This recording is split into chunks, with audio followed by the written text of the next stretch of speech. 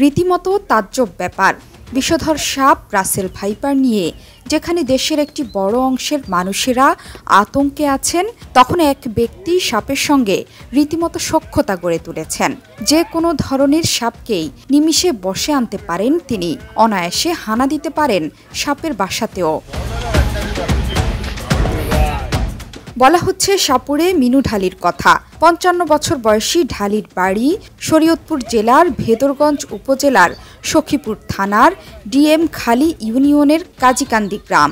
পেশায় একজন কৃষক হলেও ঢালি এখন পর্যন্ত ১০,০০০-এর বেশি সাপ উদ্ধার করেছেন। আর এখন রাসেলস ভাইপারই ব্যস্ত বেশি তিনি। প্রায় ৩৬ বছর আগে সাপ ধরার কৌশল রপ্ত করেন মিনু ঢালি। এরপর থেকে কোথাও সাপ দেখা গেলে মিনু ঢালির ডাক পড়ে। মিনু ঢালিও দক্ষতার সঙ্গে সাপ উদ্ধার করে মানুষকে আতঙ্কমুক্ত করেন। একই সঙ্গে তিনি সাপের খেলা দেখিয়ে ছেলে বুড়ো সবাইকে আনন্দ দিয়ে থাকেন। সাপ তার কাছে খেলার মতোই। এই বর্ষায় শরীয়তপুরের চরাঞ্চলে বেড়েছে সাপের উপদ্রব। সবচেয়ে বেশি আতঙ্ক ছড়াচ্ছে রাসেলস ভাইপার। তবে আশপাশের এলাকার মানুষের কাছে এখন ভরসার নাম সাপুড়ে মিনু ঢালি। প্রতিদিন একাধিক সাপ উদ্ধার করে চরের বাসিন্দাদের অনেকটাই আতঙ্কমুক্ত করেছেন এই কৃষক। সাপ উদ্ধার করতে গিয়ে মিনু ঢালি একাধিকবার বিষধর কোবরা, কেউটে সহ বিভিন্ন প্রজাতির সাপের ছোবলও খেয়েছেন। তবে তাকে কাবু করতে পারেনি সাপ। উল্টো সাপের উপর চড়াও হয়ে ধরে ফেলেন। সাপের সঙ্গে এখন হেসে খেলে মজাও করতে পারেন মিনু ঢালি। তা দেখতে মানুষজন ভিড়ও করে।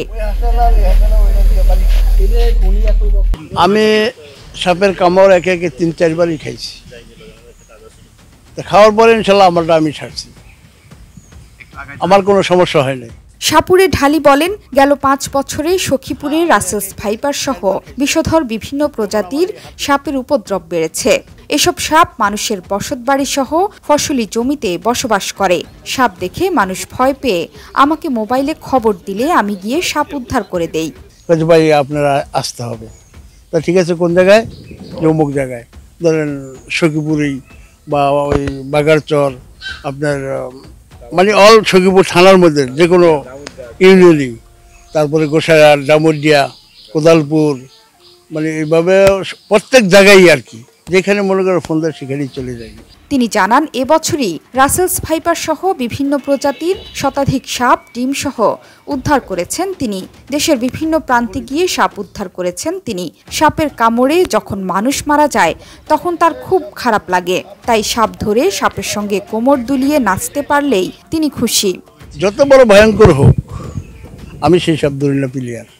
কারণ যেহেতু রাসেল ভাইপার সাপের তো তার ভয়ঙ্কর কোনো সাপ নাই। বাংলাদেশে তো এই পর্যন্ত কেউ রাসেল ভাইপার ধরতে পারে নাই, প্রথম ফার্স্ট আমি। তিনি আরো বলেন, অনেক সময় বিষাক্ত সাপের ছোবলও খেয়েছি। আমি নিজের চিকিৎসা নিজেই করেছি। বর্তমান সময়ে কৃষিকাজে রেখে প্রায় প্রতিদিনই সাপ উদ্ধার করে ব্যস্ত সময় পার করতে হয়। সাপ উদ্ধারের পর আমার গাড়ি ভাড়া ও সম্মানী হিসেবে কেউ ১,০০০, আবার কেউ ২,০০০ টাকা দেয়। সাপ যে ধরি মনে করেন বিভিন্ন লোকের ঘরে। মিনু ঢালি জানান, সাপ উদ্ধারের পর সাপের বিষ দাঁত ভেঙে দেয়া হয়। এরপর যারা সাপের খেলা দেখায় তাদেরকে সাপগুলো দিয়ে দেন। তার উদ্ধার করা একটি সাপ ভেনম রিসার্চ সেন্টারে নেওয়া হয়েছে। তিনি বলেন, সাপের উপদ্রব বাড়লেও ভয়ের কিছু নেই। সচেতন থাকলেই কোনো ভয়ও থাকে না। এই সাপ ধরি হইতে আমার কোনো ভয়ভীতি নেই।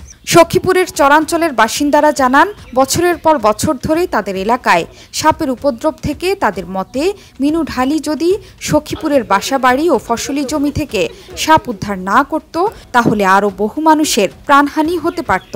তাই তাদের ভরসার প্রতীক হয়ে উঠেছেন সাপুড়ে মিনু ঢালি। জোহরা চৌধুরী সেতু, ৭১।